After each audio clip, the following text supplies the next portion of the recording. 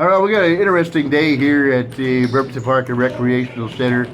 Wildcats and Under8ted were squaring off for the top spot in the Winter League.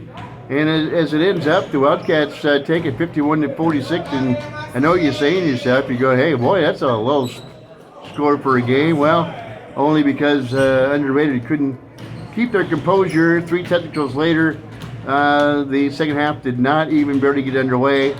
And that's where we're at right now with Jim Portune, the coach of the Wildcats. Well, Jim, that's something I haven't seen in a while. A game start and not finished, not because of people getting in foul trouble or lack of players to finish, just because of the 3 technical rule. Let's talk about that 3 technical rule that if you get 3 of them, the referees don't finish and they leave, at least like they did today. Well, it's been in place for a long time with Park and Rec, and but it just hasn't. It's just been a long time since it's actually been. It's happened. It's in most cases, the teams keep themselves emotionally under control. We knew they get frustrated when they play us because we're undersized, and we knew if we could frustrate them, and we were really working on frustrating them. On the bench, you may have heard me. It was like, hey, nothing down low. Meaning, take a foul. If everybody on a team is taking the foul down low, then they got to beat us at the free throw line. They get frustrated because they're getting fouled all the time. So we accomplished what we wanted to. We got them frustrated, and we ended up winning the game, which is a valuable win because they were tied with us at 3-1. Now they're 3-2. They've lost both games to us, and the way the league goes, we play one more regular season next week against Squamish. Then it's 1 against 2, 2 against, or 3 against 4. And if we face them in 2 weeks again in the final game for the league, we're the league championships, win or lose, because we got 2 games over them. So huge. Their frustration is proving to be a huge benefit to us. Yeah, it certainly did, because like I said, it's a battle for first place, and at least a chance for them to get even with you in the season series. That's not going to happen now. I was talking to Brian Stricke, the referee, after the game. He says that's, things like this is why some referees don't want to come down and referee at this gym, simply because of things like that.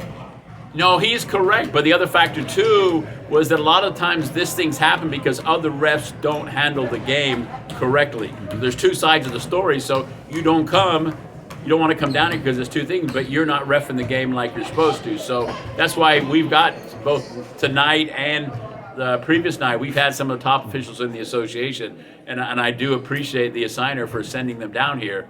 But what you get too with men, as they get older and their game starts falling off, they can't do what they used to do, and so their mouth starts going a little bit more. So, and that's usually a sign of if you're running a top-notch team like we do with the Wildcats, then it's time for you to go off and do something else with the team. So that's really, they're getting old. The guys that got the technicals, they're getting old, and they're just frustrated. And for frustration compounded things from tonight, because that gives them no chance to win the league title. So it's only almost jammed in your back pocket as it sits. But I gotta give the Wildcats credit because they created that dynamic in a sense. They played them hard. We're undersized against them. We got up the floor very quickly on them. Root playing as the point guard is valuable because he's shooting the ball up the floor to Damon, getting it up the floor to Todd. And even Deontay, you notice, was running the floor a lot more than he typically runs the floor. So Roop is the key. So then the other team gets tired, especially if they're bigger and older, they get tired. Tired leads to frustration. Damon Clark took a big charge and was in the mix in a lot of things.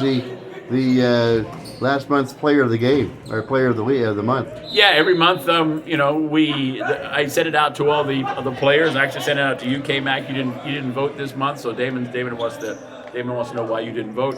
Well, I wasn't there doing any games. I didn't feel that would be right. No, I totally get you. That was a joke, but no. So all the players decide. And it really we call it teammate of the month in a sense, because a lot of times contributions like from Todd and from Damon and from Jameer, they don't show in the stat board. Mm-hmm. But if without them, you don't have the foundation you need for the other guys to do what they do. So Damon was justly deserved in being named Wildcat teammate of the month. Would have been interesting to see how this game would have turned out if they would have got a full game. And Deontay Dixon had hit 4 threes in a row. I think he had 6 on the day, which helped give you guys the lead, but it was only a marginal lead at that.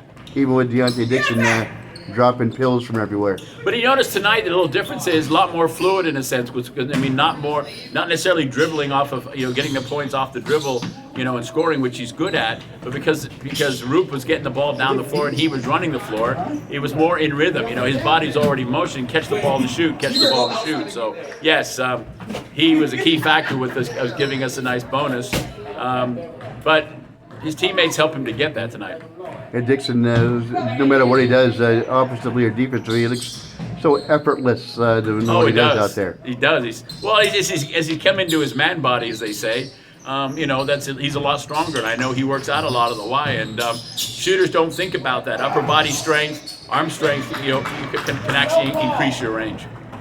Squamish Tribe, your next opponent, they beat the Baddies today. Oh, that helps out too, because now the Baddies have another loss. Yep. So that actually tonight may have won us the league championship unintentionally, but no, they did a classic basketball no. They had a forfeit game. The game was officially forfeited, but the Suquamish came in late, and so they gave the Baddies a choice: do you want to play the game, and so on. And because Suquamish hadn't won a single game, they said, "Yeah, we'll play them," thinking they're going to have an easy win. Well, they ended up with an easy loss. I talked to Joe Howard after the game. He said, "Hey, they started with 4 players. They go, we got this." Yep. You mentally. They said he said they mentally couldn't get out of that funk of what they were in. Because Squamish Tribe played that much harder. I've seen that happen more times than not, and unfortunately, I've made that same mistake as a coach too. Or actually, I wanted to forfeit the game and take the win, and the players wanted to play, and it ended up costing us in the long run. Well, we costed Under8ted in the short run today. It was Tacticals. Wildcats get the dub, and perhaps for all practical purposes, the league championship. Well, we'll find out next week. Thanks, Kate.